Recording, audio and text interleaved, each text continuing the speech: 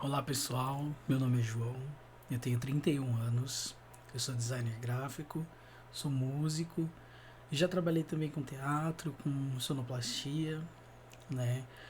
Hoje especificamente na parte da música eu trabalho com composição de trilha sonora, eu gosto bastante dessa parte de trilha sonora e eu tô aqui hoje a convite do pessoal da MM, da escola.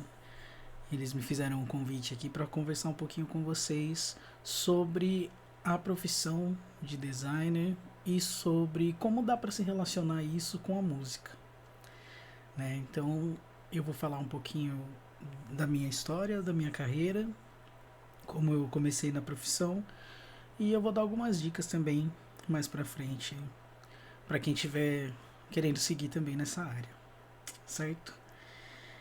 Eu comecei em 2008, eu fui fazer um curso técnico, né? E era um curso de web design. Só que o foco desse curso, na verdade, ele era mais na parte de programação, né? A gente viu pouco do design em si. Aí a gente viu mais a parte de como implementar esse design em páginas da internet e tal. Na época, as redes sociais ainda estavam engatinhando, então não era um mercado que a gente tinha ainda, né? Que hoje em dia a gente tem um mercado imenso de arte para rede social, de divulgação para social media em geral, né? Tem aí Instagram, tem TikTok, então assim, isso se tornou uma parte da indústria onde o designer gráfico consegue ter bastante mercado, né? E nessa época a gente não tinha isso, a gente tinha sites, as empresas contratavam mais sites, então isso era o foco do curso, na verdade, né? A gente aprendeu algumas coisas de design, alguns princípios, mas não aprofundamos muito, né? Só que isso já me chamou a atenção ali e eu pensei, poxa, acho que é isso que eu quero fazer, né? E aí o tempo foi passando, eu fui estudando outras coisas também, eu acabei entrando na faculdade de fotografia, estudei fotografia, e acabei não concluindo esse curso, né? Porque, enfim, eu senti que ele estava meio que limitando o que eu queria fazer, né? E que eu queria seguir uma parte mais artística da fotografia e na faculdade a gente aprende uma coisa mais comercial, né? Que era um curso de tecnologia. Ele não era um bacharelado. Então a gente aprendia mais como implementar isso comercialmente. E esse não era o meu foco, eu acabei saindo. E porém eu fiquei lá até o final do curso praticamente, né? Eram 4 semestres, eu fiz 3 semestres e meio. Então eu acabei aprendendo todas as coisas, né, do curso, basicamente. E alguns anos depois, isso já em 2013, eu ingressei na faculdade de design gráfico. E aí ali eu comecei a aprender, era um tecnólogo também, mas ali eu comecei a aprender realmente as coisas do design e eu vi que era isso mesmo que eu queria, né? Aquilo que eu tinha sentido lá em 2008 no curso de web design voltou com força. E eu conseguia usar também várias coisas que eu aprendi na faculdade de fotografia, né? Então aquilo acabou sendo bem útil para mim, principalmente a parte de edição de imagem, a parte do olhar da fotografia mesmo, né? E eu fiz essa faculdade, também acabei não finalizando, né, por motivos pessoais. E eu fiz um estágio enquanto eu estava nessa faculdade. E esse estágio, para mim, foi o divisor de águas, porque foi ali que eu percebi que a gente aprende fazendo, né? A gente aprende realmente fazendo. A faculdade vai te dar todo um background, vai te dar toda a teoria, vai te dar as ferramentas que você precisa para trabalhar, mas você vai aprender mesmo na hora que você tiver que fazer, né? Acho que isso em todos os aspectos da vida, em todo tipo de profissão, vai ser assim, né? E aí, desde então, eu venho trabalhando com isso como freelancer. Eu presto serviço para empresas também, eu presto serviço para agências. Já trabalhei em gráfica, já trabalhei com agência, que são coisas bem diferentes, né? Apesar de ser a mesma profissão, são abordagens bem diferentes, né? Na gráfica você tem que ser mais, como eu posso dizer, mais operacional, né? Porque é uma coisa até que tem muito mais fluxo de trabalho durante o dia, enfim. Na agência você tem mais liberdade para criar, né? Então, vai depender do que você quer como objetivo dentro da profissão, o local que você vai trabalhar, né? Para você escolher uma agência ou uma gráfica. E como freelancer, você acaba fazendo todo tipo de trabalho, né? Eu acabei pegando agora, nos últimos tempos, bastante trabalhos na área cultural mesmo, para grupos de dança, de teatro, de música, produtores, bandas, enfim. Tudo que existe na área cultural também, o pessoal que faz os editais também sempre me procuram, né? E essa é a parte é a área que eu mais gosto de fazer o meu trabalho, né? Essa parte cultural, porque tem muito mais liberdade criativa.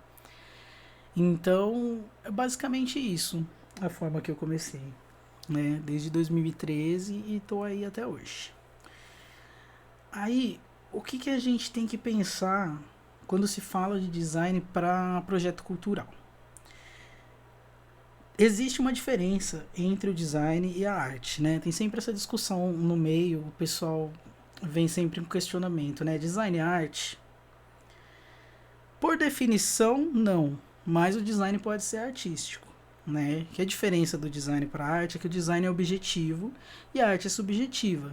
Então o design ele tem uma função, ele precisa cumprir aquela função dele, né? E a arte não. A função da arte é só existir, né? E ela é subjetiva, ela está aberta à interpretação. Você vê um quadro, você ouve uma música, isso está aberto, a forma como você vai interpretar, né? No design não, o design você bate o olho, você tem que saber o que aquilo ali significa, porque ele tem uma função. Por exemplo, eu vejo o logotipo de uma lanchonete. E aí tem um hambúrguer desenhado naquele logotipo. Eu já sei qual é a função dele, eu já sei que ele é uma lanchonete, porque ele foi objetivo, né? Ele não é uma representação artística, ele foi objetivo comigo. A arte não, a arte é subjetiva. Então, dentro da questão das artes e do design no geral, para projetos culturais, a gente tem essa abertura de deixar que o design seja artístico também, né? A gente tem aí uma liberdade estética que o projeto cultural nos permite, né? Porque a gente está trabalhando com arte, a gente está divulgando a arte, a gente está fazendo ali a identidade de um projeto artístico. Então você tem essa liberdade de colocar um pouco de subjetividade no seu design, né? Claro, nunca esquecendo que ele ainda precisa cumprir a função dele, né? Que seja isso, divulgar o trabalho, seja ser a identidade do trabalho mesmo, né? Para que ele seja reconhecido. Então, a gente consegue unir essas duas coisas aí, né? Então, é bom a gente sempre pensar nesse equilíbrio entre a objetividade e a subjetividade dentro desse ramo de artes para projetos culturais, né? Daí eu vou falar um pouco do processo criativo. O processo criativo é uma coisa complicada, né? Porque ele é de uma forma para cada pessoa, ele é diferente, né? No meu caso, eu gosto bastante de me inspirar com referências, né? Eu busco referências na internet, eu busco tá sempre vendo trabalhos de outras pessoas, tá sempre lendo sobre o design, né? Que é importante. Todo tipo de material audiovisual ou material escrito que tem sobre design, eu tô sempre buscando, vendo o que é tendência agora, né? É, e eu também particularmente gosto de me inspirar com música, né? Como faz parte da minha vida também, né? A questão musical, eu uso bastante músicas para me inspirar, né? Por exemplo, se eu vou desenvolver um projeto que tem a ver com reggae, eu fico ouvindo bastante reggae porque isso acaba meio que fazendo fluir o processo criativo, né? Mas aí vai depender também do ramo, do segmento onde eu estou trabalhando. Às vezes a música não funciona muito, mas aí a referência visual funciona demais, né? E a gente tem alguns sites onde o pessoal posta portfólio e tal, e você consegue ver sempre trabalhos diferentes, né? Porque senão, se você não busca referência externa para o seu projeto, processo criativo, você acaba fazendo sempre a mesma coisa. E isso não é legal, né? Porque você precisa ter uma inovação. Você precisa evoluir o seu trabalho, né? Porque senão vai chegar um momento que as pessoas vão parar de te contratar. Se você continuar fazendo sempre mais do mesmo, né? E tem sempre os episódios de bloqueio criativo, isso é normal. Acho que em qualquer área que lide com criatividade existe o bendito do bloqueio criativo, né? E aí, quando isso acontece, geralmente eu largo o que eu tô fazendo, vou dar uma volta, vou respirar, vou fazer alguma outra coisa. Às vezes também, quando tá difícil demais, eu encerro e deixo pro dia seguinte. E aí no dia seguinte, quando você pega para fazer, as suas ideias já estão claras de novo, você já consegue dar um prosseguimento naquilo, que às vezes é só do momento mesmo, sabe? Esse bloqueio, ele não é uma coisa permanente, né? Então eu acho que o processo criativo é basicamente isso, muita referência, e aí além das referências que eu busco na hora, né, tem toda a bagagem cultural que a gente traz da vida mesmo, né? Então eu acabo utilizando muito conhecimento de coisas que eu aprendi durante a minha vida, coisas que não têm relação com design, né? Conhecimentos gerais, coisas do cotidiano, a gente sempre acaba usando isso como dentro do processo criativo, né? E aí, uma das coisas que eu gosto bastante de fazer, geralmente eu faço para projetos de identidade visual, que ajuda demais, é uma coisa chamada mood board. Se vocês quiserem procurar depois o que é um mood board para entender melhor, mas ele é basicamente um apanhado de referências visuais que você faz, né? Você vai lá buscar suas referências e você junta várias imagens que têm relação com aquele projeto que você está desenvolvendo, né? E você colocando essas imagens todas juntas ajuda demais no processo criativo. Você vai conseguir visualizar ali o que tem que ser o seu projeto. Então, essa é uma das dicas que eu tenho para dar. Usem sempre o mood board, que ele vai ser uma mão na roda na vida de vocês. Vai facilitar demais o trabalho de vocês, né? E isso de forma visual, mas eu acredito também que dá para usar uma variação disso em qualquer área também, né? Porque a partir do momento que você consegue já visualizar alguma coisa, fica muito mais fácil de desenvolver do que quando ele está só na sua mente, né? Que às vezes a gente tem uma dificuldade de passar o que está aqui para pro plano físico, né? Para passar para o papel ou para o software, enfim. Então, quando você tem uma forma de visualizar isso, fica muito mais fácil do seu cérebro traduzir e você conseguir desenvolver o projeto, né? Aí, o que a gente precisa ter de conhecimento para trabalhar nessa área? Eu separei aqui alguns tópicos. A teoria. A teoria do design é muito importante e eu vejo isso principalmente hoje em dia, né, que a profissão se popularizou, eu vejo as pessoas deixando muito de lado a teoria. A pessoa foca em ferramentas, foca em aprender software e deixa a teoria de lado. E isso é o maior erro que você pode cometer. Porque você não vai conseguir fazer um bom trabalho se você não souber o que você está fazendo, né?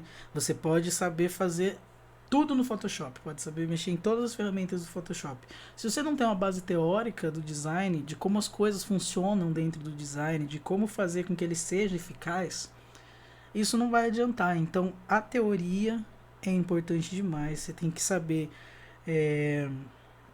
um pouco de história da arte, você tem que saber sobre estética, você tem que saber sobre cores, você tem que saber uma parte de psicologia também, psicologia das cores, como as cores afetam as pessoas é, de forma subjetiva. Você tem que entender um pouco sobre o comportamento das pessoas, né? Como as pessoas reagem a certos estímulos, porque tudo isso você vai usar dentro do seu trabalho para fazer com que ele funcione, que é aquilo que eu falei no começo, né? Para que o objetivo do design seja cumprido, né? Seja ele qual for.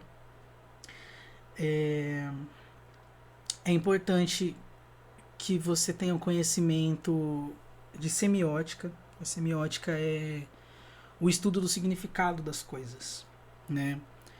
Então, inclusive também eu vou deixar com o pessoal aqui uma referência de um livro sobre semiótica, né? Que eu acho que é o livro básico assim da semiótica para quem quiser saber mais, né? Para quem quiser entender mais.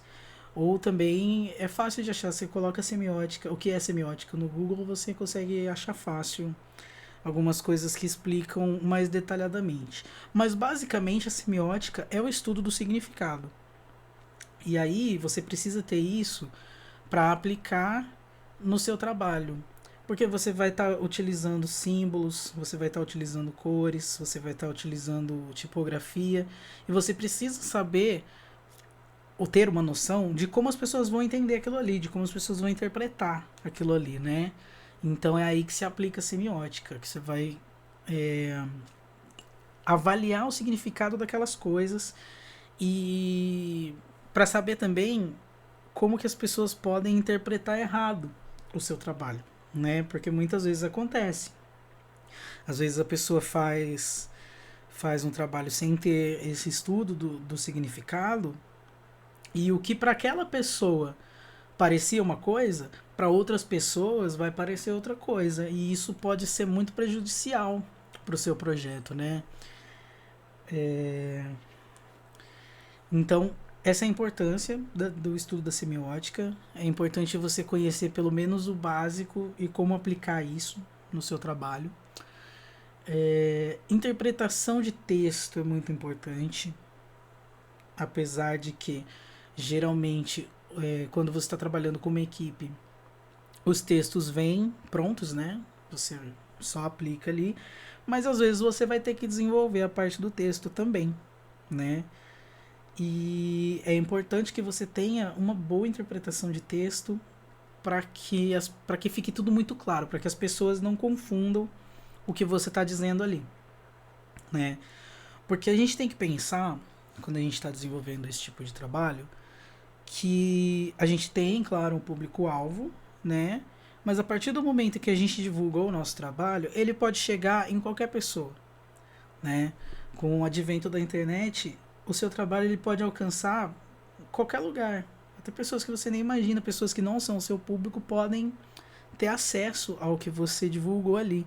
E ele tem que estar o mais claro possível para que haja o mínimo de interpretação errada, né? Porque claro, sempre vai ter, mas é bom que isso seja mínimo, né? Porque senão isso pode acabar manchando a sua reputação, isso pode acabar sendo prejudicial para o projeto, né? Então é bacana estudar um pouco interpretação de texto, ler bastante, é, sempre tá se aprimorando, né? É, você tem que ter uma boa capacidade de comunicação também, né? Tem que conhecer várias formas de se comunicar, não só de forma escrita, mas também com elementos gráficos, com cores, né? E isso aí, na verdade, tudo faz parte da teoria do design. Quando você estuda a teoria do design, você acaba aprendendo tudo isso, né? É muito importante também que você tenha domínio da língua a qual você está trabalhando. No nosso caso aqui, né, é o português. Eu também trabalho com alguns projetos em inglês e espanhol, às vezes, em português de Portugal também. Para esses projetos eu acabo sempre pedindo uma assessoria, né, uma ajuda com professores dessas línguas. Eu peço sempre uma revisão, né, por não ser a minha língua materna. E é importante que a gente tenha o domínio da língua que a gente está trabalhando. Porque é muito chato você chegar para o seu cliente com a arte e tem erro de português na sua arte, né? Porque aquilo ali vai ser visto por tanta gente, né? E aí, se você não tem o domínio da língua, se você não se sente seguro, você pede uma revisão, né? Existem pessoas na internet que fazem revisão, não é um serviço caro, né? Geralmente não é um serviço caro. Você pode pedir para algum amigo também, se você tem algum amigo que seja da área, né? Que conheça, enfim. E a revisão é importante também na questão geral do seu design, né? Porque quando a gente está trabalhando num projeto, chega uma hora que o seu cérebro ele para de interpretar certas coisas ali. E é aí que a gente deixa passar os erros. Porque é aquela coisa de quando você olha muito para uma coisa, seu olhar se acostuma com aquilo ali e não parece que tem nada errado. Então é sempre importante você mostrar a sua arte para alguma outra pessoa, falar assim, ó, tá tudo certo, você acha que tá vendo algum erro aqui, né? Quando a gente está trabalhando em equipe, isso é mais fácil, porque como tem outras pessoas envolvidas ali no projeto, essas outras pessoas já vão ver se tiver algum erro e vão te falar, né? Mas quando você trabalha sozinho, daí é importante que você tenha alguma pessoa para te auxiliar nisso, seja um profissional ou seja algum amigo que entenda um pouquinho do que você está fazendo, né? Que conheça o, o projeto em que você está trabalhando, né? E é importante que a gente tenha também um pensamento fora da caixa, né? Uma coisa que eu sempre falo, a gente não pode ter preconceitos para trabalhar nessa área, né? Ou áreas que envolvam criatividade no geral. Você tem que deixar de lado os seus preconceitos das coisas quando você vai trabalhar com design, porque o projeto do seu cliente pode ser qualquer coisa, né? Pode ser uma coisa que você não entenda muito bem, né? Mas você precisa desenvolver aquele projeto. E aí você tem que ir de coração aberto ali, tem que estudar, tem que pesquisar, né? Tem muita pesquisa envolvida no trabalho do designer, né? E se você for com a mente fechada, o seu trabalho não vai ficar legal, porque você vai acabar deixando de lado algumas coisas pelo fato de que você não teve abertura de visão suficiente para enxergar aquilo ali, né? Então é muito importante a gente pensar sempre fora da caixa. É um clichê que todo mundo fala, mas é verdade, né? Se tornou um clichê justamente porque é verdade. E ter a mente mais aberta possível, né? Enquanto você está trabalhando ali no processo criativo, você tem que saber desconstruir alguns conceitos que você talvez tenha, né? E porque vai chegar todo tipo de trabalho na sua mão. Quando você está nessa área, chega todo tipo de coisa, né?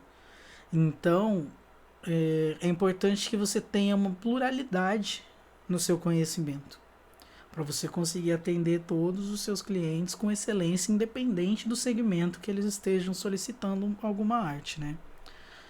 É, o que eu gostaria de fazer quando eu comecei a minha carreira, eu não sabia muito bem, né? Eu comecei o curso técnico por conta de aquela coisa, né? A gente é adolescente, vamos estudar, fazer alguma coisa. E esse curso, dentre os que tinham disponíveis na época, foi o que mais me chamou a atenção, né? Principalmente porque era uma área que trabalhava com tecnologia e eu sempre gostei bastante disso, né? Mas eu não tinha um objetivo dentro do design definido nessa época, não. Eu comecei a saber mais ou menos o que eu queria na época do estágio, né? Que eu via a moça que fez o nosso treinamento dos estagiários lá, que acompanhava a gente, ela era designer de produto, né? Não tem nada a ver com o que eu faço hoje, mas ela entendia muito de design em geral, E ela me mostrou muitas coisas e tal, e aí eu pensei, putz, na época eu tava começando as redes sociais, né? Tava começando a ter, em 2013 ali, tava começando a ter esse lado mais comercial nas redes, né? E aí a gente tava engatinhando nesse segmento.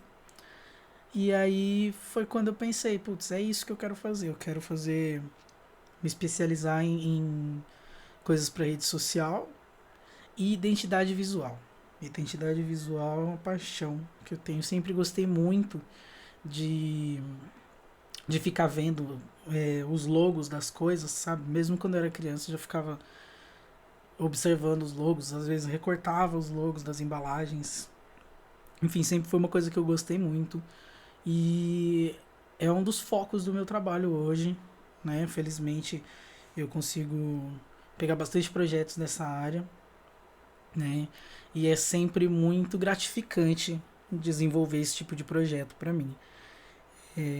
É o tipo de trabalho que eu faço assim, sorrindo no máximo, porque é realmente a área que eu mais gosto. Mas isso também foi uma descoberta que veio um tempo depois, né? Depois do primeiro contato. E para quem pensa em começar nessa área, né? Além das dicas que eu já dei, eu vou reforçar a primeira dica que é estudo. Tem que ter muito estudo, né? E eu não estou falando de estudo formal, não estou falando, vai fazer uma faculdade, não.